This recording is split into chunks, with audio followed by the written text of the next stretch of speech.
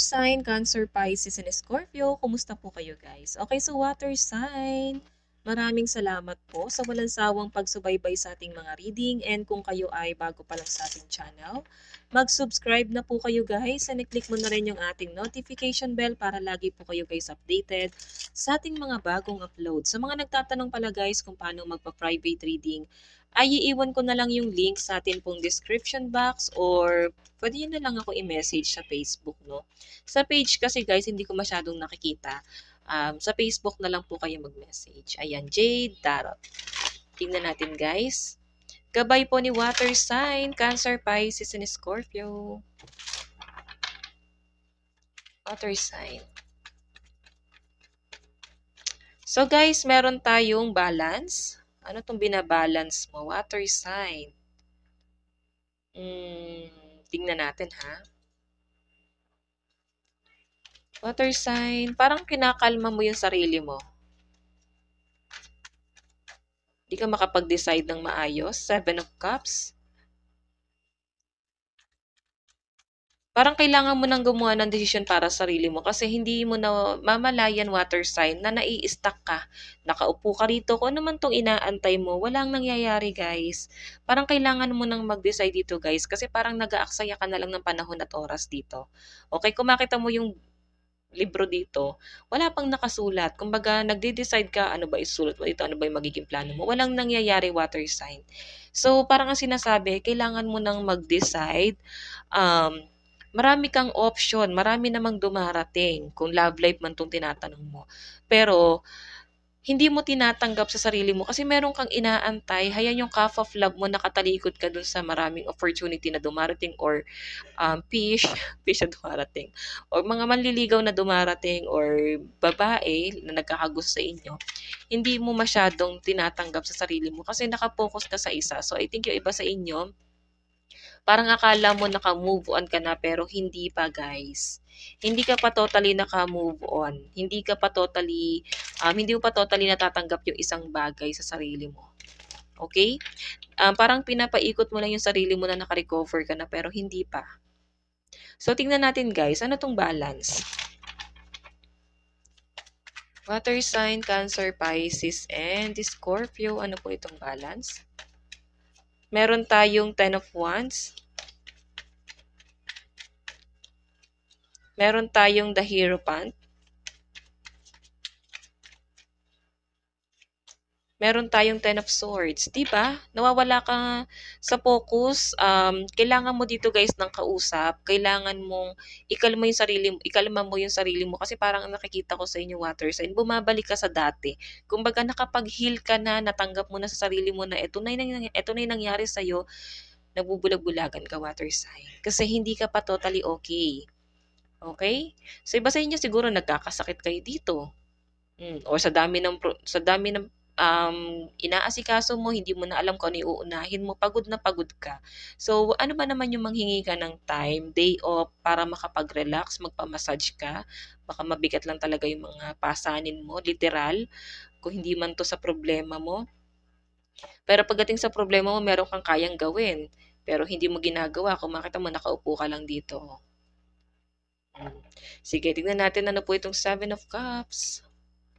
Ano po yung Seven of Cups?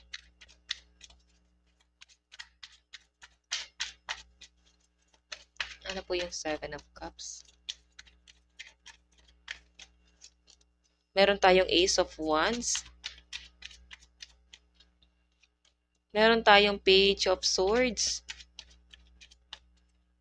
Meron tayong King of Cups. So, batuan-tuwa ka pa ng hinahangin ka ng ganyan. Alam mo yung parang kinakain mo yung sinabi mo. So, yung iba sa inyo siguro may travel kayo, pero parang naging drawing. Hindi na siya guys nangyari hanggang sa parang nagtawanan na lang kayo dito ng mga friends mo. Kasi hindi talaga siya guys natuloy. Okay, so, water sign, or kung nasa travel ka na, nasa biyahe ka na, siguro masaya ka. Nare-release mo lahat ng mga problema mo. Okay? Ayan no. Ang problema lang guys, siguro out of town siya guys kasi may tradition. Ayan. May kasama ka. May nakikita ako rito water sign na merong nag-aantay sa'yo. Yung tipong nag enjoy ka yan pero meron kang problemang tinalikuran. Okay, hinayaan mo na sila yung mag-solve ng problema, ng conflict. Okay? So, tingnan natin guys, ano tong King of Cups? Ano po yung King of Cups?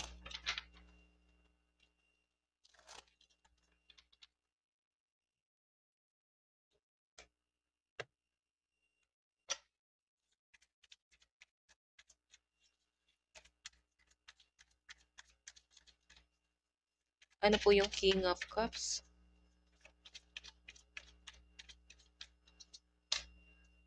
Page of Cups. Happy news, crush, spirituality, creative. Meron tayong the High Priestess. And also we have Page of Wands. Puro page. Mahina ka pa sa pakiramdaman. Water sign. Sa nakikita ko sa'yo, ayan no, may nakamasid sa'yo, may nakatingin sa galaw mo na parang ang sinasabi, hindi ka raw nagsasabi ng totoo or maaaring nararamdaman nitong taong to na nagsisinungaling ka or may tinatago ka may tinatago ka. Okay? May nakikita akong conflict dito guys. Kung hindi mo masasolve tong problema na to guys, lalala po talaga siya. Okay? Medyo toxic na siya. Nararamdaman mo na yan, water sign. Mm. Confident. Kailangan maging confident ka. Huwag kang panghihinaan ng loob dito guys. Kung sino din naman guys itong inaantay mo na tinatalikuran mo. Maraming na lumalapit sa iyo na new person pero kung makita mo High Priestess, meron kang ibang minamanifest. Meron kang ibang gusto. Hindi ka pa ready mag-move on sa taong yan, guys. Hindi mo pa kaya. Yun yung nakikita ko sa'yo.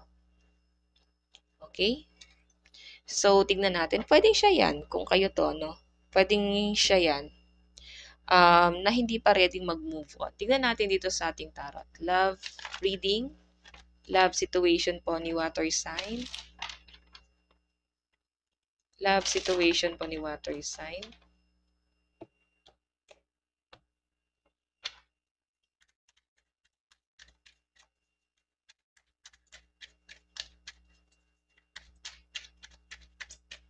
So, meron tayong the tower. So, ending na nga guys. Mukhang may hiwalayan na nangyayari guys.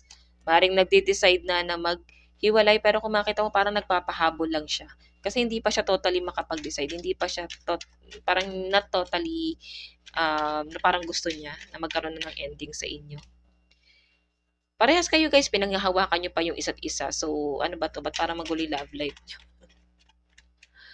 Medyo mabagal siya eh. So, pwedeng maayos niyo pa to guys. Nagpapahabol lang. Nagpapaano lang guys. Nagpapakipot lang. Ganun yung na-feel kong energy. Though, may ending na nangyayari. Naghiwalay lang kasi nga magkalayo lang naman. O may red flags dito. Pero, may new beginning eh. Kumbaga sabihin na natin napaka-conflict na niya, napaka-toxic na niya. Pero, alam niyo sarili niyo na parang sasandalan niyo rin yung isa't isa guys. Okay? Ace of Pentacles and Knight of Pentacles. May nakikita akong offer dito na tinatalikuran na ng mga water sign. Ayaw mo nang tanggapin to sa sarili mo. Parang ayaw mo nang tanggapin to sa sarili mo kasi parang hindi na worth it eh. Okay? Tignan natin guys ang inyong love advice. Love advice. Pasensya na guys sa ingay.